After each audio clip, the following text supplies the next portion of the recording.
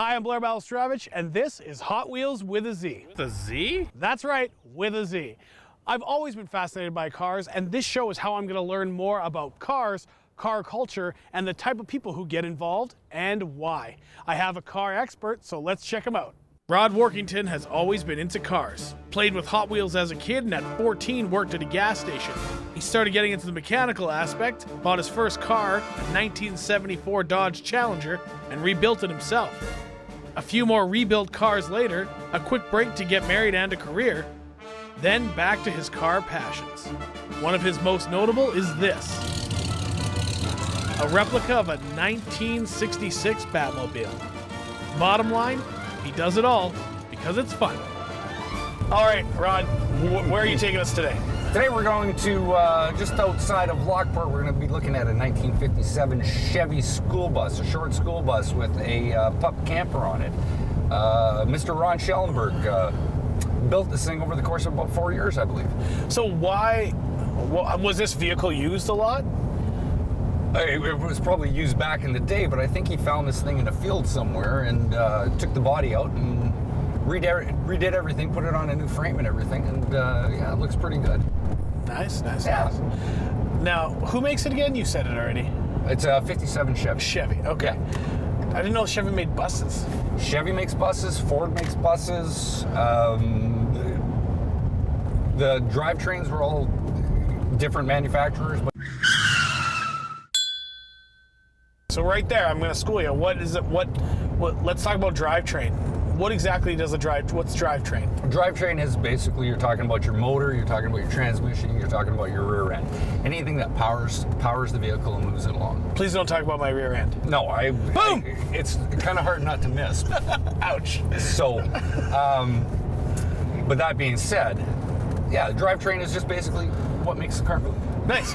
So like when you talk about, because you always see these on commercials where it's like, drivetrain warranty. So that's like the meat and potatoes of what moves your car. That's the basic part of the car that moves everything, and that's the thing that you want the warranty on, because if you don't have the warranty on it, I mean, it gets expensive. Okay, so the reason why I started this show is because I think it's such a fascinating culture, and I know a little bit about cars, but I feel now that I'm older, not as old as you, Rod, but older. Thank you very much. Yeah. That it is hard to get into a new hobby or a new interest if you sort of didn't do it from the get-go.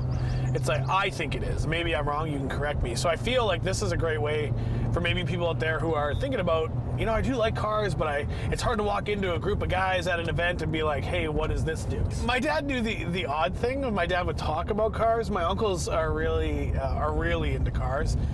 We might even visit him on one of these journeys. Cool. But so I always knew the odd thing, I feel like I liked all the cliche cars. Like when I was a kid, I love the Lamborghini. I loved a Lamborghini because, that was going to be in my future, me owning a Lamborghini. Sure. How's that working? They're great in the winter. Yeah.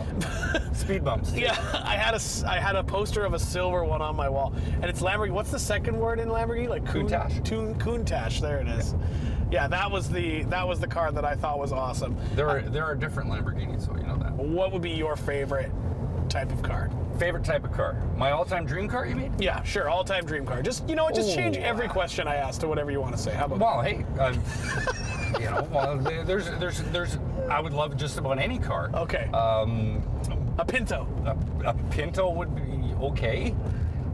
Before or after the recall? See, I know something. Oh, you do know. Mm-hmm. Did you know why they had the recall? Because it exploded when you hit it from behind, yeah, right? There was a little problem with the gas tank. My all-time favorite car, or my dream car, would be probably a 69 Dodge Daytona. Okay. That would be... Why? It's a beautiful car. It's a car that was built for the track that they put on the road. No. And you would literally scare children when you drove down the street with it. Oh, nice. Big gull wing on the back, big nose cone. It looks space age. It's a rare car, and it's just beautiful. It's built on a Charger chassis. So chassis. What exactly is a chassis? Is that the skeleton of the car? Basically, that's the drivetrain, the frame, the body style. Okay. Things like that. Okay. So do you see a lot of those? I even forgot what you just said it was called. Yeah. A Daytona. Dodge Daytona. Dodge Daytona. Do you see a lot of them around? You don't see, you see the Daytonas, you see the Superbirds, which one, you know. I knew that. I built a model, a yellow Superbird when I was a kid. There you go. It had a big fender, big spoiler on the back. Yep. It's, like I say, it's a gorgeous looking car, or it's the ugliest car you've ever seen. It depends on what you're into. You don't see as many around as you'd like to, and when you do see them, and they do come up for sale, they're in the six figures. I guess depending on what age bracket you're in will determine what cars you like. I mean, when I was growing up, our biggest cars were the 70s muscle cars. Okay. Nowadays, a lot of the kids are going for the foreign stuff. And here's my theory on that, is that you buy what's available and what's affordable. Okay. So when I started seeing kids tricking out, you know, these Hondas and everything like that, I would just shake my head and going, what is the point? Problem is that that's what they can afford. Yeah. And they've since it first started, they've evolved that genre in cars to the point now where it's unbelievable. So I give them a lot of credit. Well, I remember like the very, very first Honda. Again, I had a toy version. Right. Was like a tiny little, almost looked like there was a hatchback model of it, like the really small. Right. Like it was not what it is now. Like to buy a Honda now is like they have like the full out. I forgot the word I was looking for. They have like the full out sedan as compared to the smaller Hondas when they first came out. Like a Honda Accord now will set you back some serious money. But in like the 80s, it wasn't like a super crazy expensive car. Yeah, no, they are, now they're very expensive, and people are buying more and more of the imports. But I think the quality too is different. Like I'm sure you're getting what you're paying for. I'm not going to say what car is worth more or whatever. I just mean that like, I feel like at the time, there was things that now Honda has that's like more luxury, I would assume. I don't know. They do. Yeah. I mean, everything is changing. Everything is always evolving. Technology is always evolving. I mean, any car, if you take care of it, tell me if this is true. Any car, if you take care of it, will just keep going. As long as you do proper maintenance on just about anything, you will be able to keep the car forever. Problem is, how many people do? Yeah. That's true. That's always the biggest issue. Well, I just forgot to put oil in my lawnmower and it blew up. So. And we have arrived. Don't look directly at the camera. Yes, that's the thing. And we pull in, and we are good to go. Right here.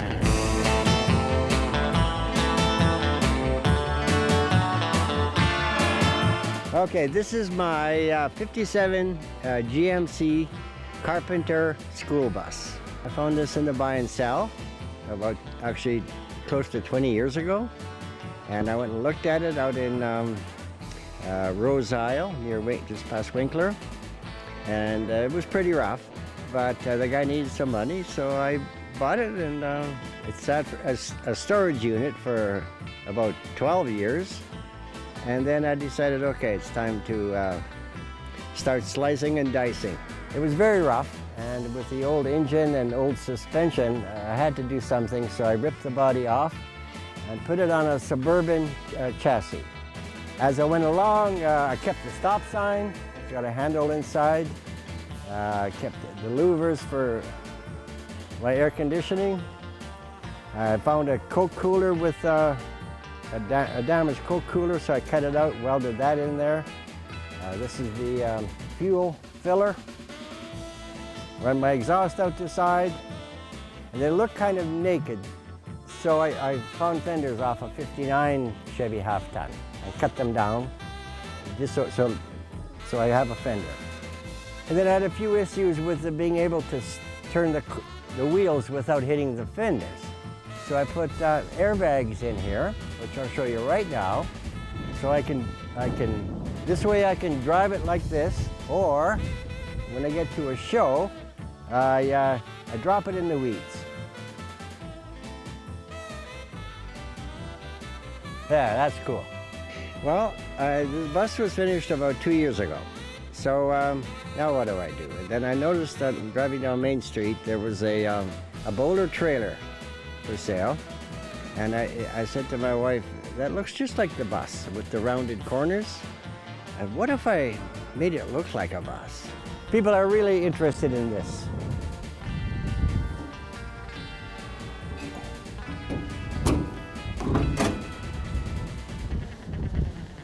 So this is a 350 cubic inch GMC engine, and it puts out 30,000 BTUs of pure cooking power. As you can see, you lift this, throw your hot dogs on there, and you start cooking. Well, the bus I was on for 4 winters. I'm off in the winter, and that's every day all winter for 4 years. And then the bowler, it was a full winter for sure, and then some overlaps into the summer. So I just finished it a few months ago. So Blair, we're gonna meet up with a guy today who's he's the father-in-law of a friend of mine, and he lives in my neighborhood.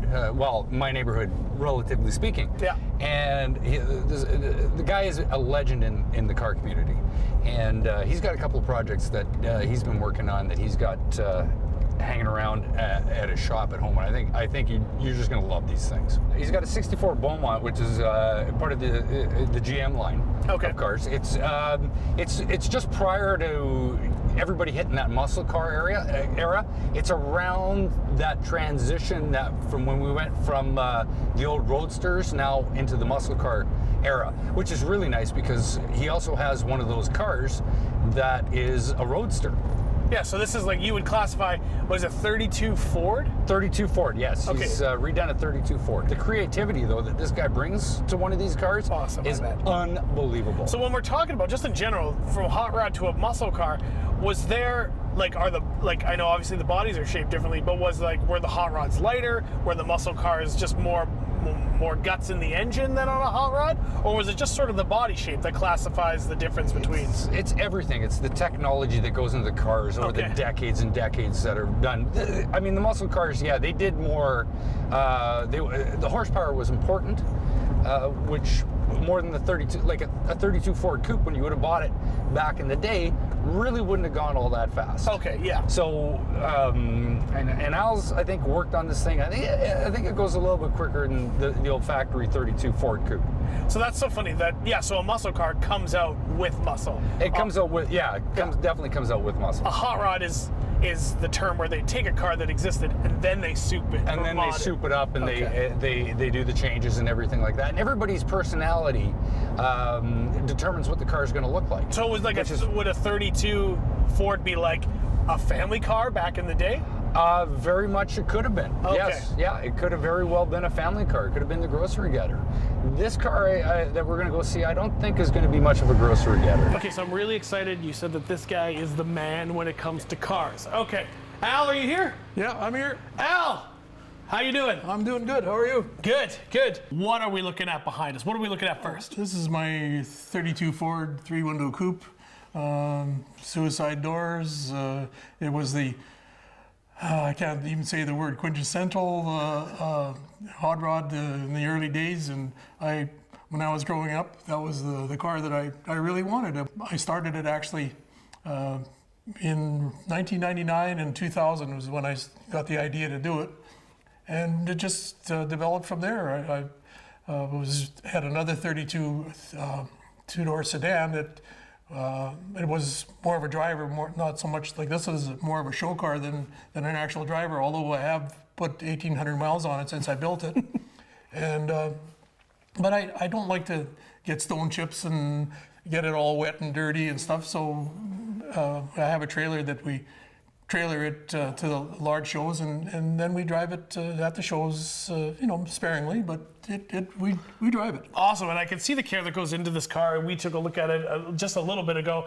Now, we even went underneath the car, which was an adventure because I'd never been underneath the car, and it is immaculate. Like, he's right. He barely drove it just to keep it as pristine. Well, you put all that hard work into it, right? Right. Now, why do you think that people work so hard on these kind of cars? Like, is it something from your youth? Did you always want one and now you're in a situation where you can do it? Or why do you think people do this? It's a little bit of what you said. I always wanted this kind of a car, and once I got to a certain age, that was bugging me to do it. So that was, my wife said it was okay, and without her blessings, I'm sure I wouldn't have been able to do it. Nice. So now, Rod, as you're here and you're seeing this car, how does it make you feel as someone who has a similar interest? It makes me feel very inadequate is what it does. Oh, come on. Yeah, very inadequate. In a complimentary way. In a complimentary way. Yeah, these cars are genius. They're flawless. I mean, it's unbelievable the way these things look. Now, we learned something interesting. You have a great nickname. What's your nickname, Al? Rodfather. Well, how did you, the Rodfather, that sounds so awesome. How did you get that nickname? Oh, one of my friends that's a little bit younger than me, and I always was the guy that was kind of leading the group with building cars and helping other people out. And one day he hung this on me, and it's just stuck. All right, so we've got the hood open, and it's amazing inside. Tell us what you did inside. Well, it's a LS1 crate motor. It's actually based on a Corvette engine, and got all the latest doodads, air conditioning, and camshafts and things that make it go fast. And that's what we want. We want hot rods to go fast. That's right, and it will go fast. Faster than I want to go sometimes, but there's a line from that movie Jurassic Park where they always say "spared no expense." Is that what you did for this car? I had to watch my dollars and cents. I mean, I was still working at the time, and it took me from the year 2000 until 2007 to actually build the car, and partly because to put all the money in one big whack like you see on some of these reality TV shows that they build them overnight. That only happens with big budget or stuff that happens behind the scenes that you don't see. And the majority of this work I did myself, other than the paint and the body work. Pretty much all the stuff was done here in my own shop. The interior is, the seats are out of a Honda Accord that we reupholstered, and they recline and they tilt forward, and the basic stuff. The interior is very small. It has a floor shifter. I have an electronic power emergency parking brake. It has a tilt wheel up and down, and it has air conditioning, have cruise control. All the amenities that the new cars have, and it has an overhead console with a stereo that my son-in-law picked out that just about drives you nuts when you turn it up. All I wanted to listen to was CJOB, and I got loud CJOB. Yeah, I got loud CJOB. My biggest inspiration to build hot rods is my dad. I start to get anyhow. I was having trouble fitting this headlight bar, and he was, when he was a kid, he worked on these cars. This is what he did for a living. He was a mechanic. He used to maintain these cars. So I told him, I says, I can't line this headlight bar. I can't start the bolts. I can't do this. And he told me, he says, you got to loosen all the bolts on the fenders, and you got to make sure that all the bolt holes are lined up. And I did what he said, and boy, did it ever work good. Yeah. And like I say, my dad was my biggest inspiration. Even back in the days when I was racing and stuff, he always was there for me. So he is just as quintessential. That's right. Is that how you would say it? Right. Can you give me a high five? All right.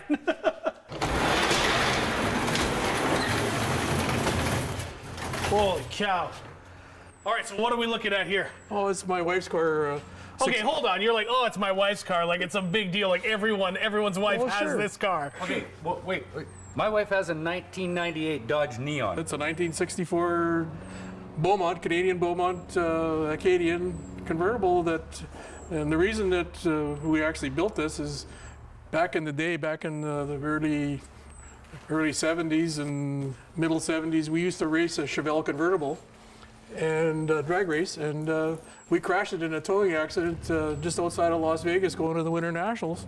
And my wife, she always bugged me that was the car I wanted you to save to build for me someday. Oh. So as luck would have it, one day we were at a car show actually in the States, and there was a 64 Chevelle convertible went by, and she gives me one of these in the ribs, and she says, "That's the car that I wanted you to build." And just standing down away from us, there was a fellow that said, "I got a 64 Beaumont convertible. Would you be interested?" And by God, by the end of the weekend, she was already buying the thing. So, How many brownie points did you get for building this car? quite a few. This car, when we went to look at it, it was in a back garage, and you really couldn't see too much of it, but it didn't look too bad. I felt it looked underneath, and it was kind of dark. And boy, when I got it home, it was Shiny. no, it was it was a pretty sorry sight. It had a lot of speed holes in Yeah, it. speed holes. Yeah, that's what they're called. It had, I mean, there was no floor pan left. So basically, what you see is pretty much all new sheet metal except for the front fenders, the hood, and the trunk lid. Everything else has been replaced, although the inner structure of the car was okay. So that's why we kept on doing it. So how long did this take you? I start building it or picked it up probably around 2008, 2009, and we didn't really put it on the road until last year. And I was still working too at the time, and it was something to do. And my wife had a lot of input. Like she would, find little things on the internet, and that's how we built the car. See, now this is interesting because I always thought this was, Rod was talking about a vehicle that he's working on as well, where it's great that you can have the significant other have their Yeah, input. yeah. Why is that? Does that make a difference when Oh, you're sure, because when your wife is interested in what you do, the projects go a lot smoother. Oh yeah.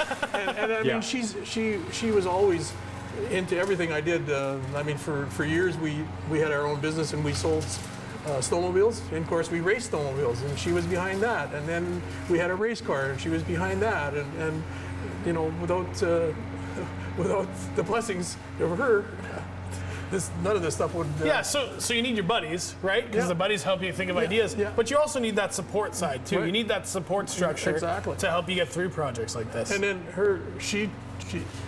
the color design on the hot rod, the color design on this car, that's all her input.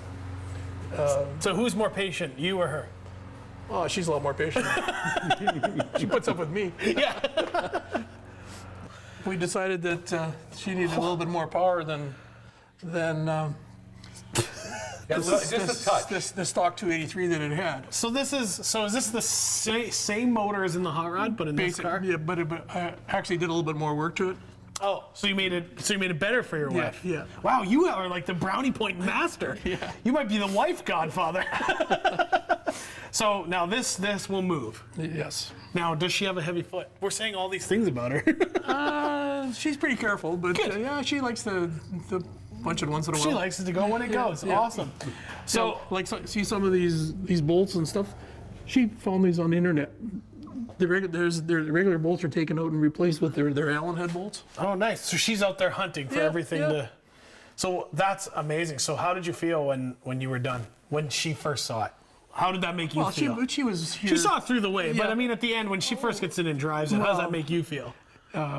Makes me feel good, but Yeah. she entered in the World of Wheels, not this year, but the first year we had it, and she won her class. She won best street engine. She won best interior. And Everything you guys do is amazing. Like, I don't even know how you'd possibly begin, but you gotta love it. Everything's a labor of love. Yeah. Well, I mean, hopefully in another 40 years when I'm Al's age. Yeah. Yeah. Okay. Yeah. Then you'll be perfect. Yeah, then I'll You got I'll time. I'll have all this done And too. in 40 years, you'll be like 215. That's true. That, Right? that is So, true, yeah. Yeah. So like And that'll be my weight. like this car, the body off the frame. The frame has been all reconstructed. It's got tubular front control arms, disc brakes all the way around. All the stuff to make it drive and steer and brake better than the original. Well, my dad used to say all the bells and whistles. Yeah. Awesome. Well, that about does it for this episode of Hot Wheels with a Z. Until next time, keep your tires on the road.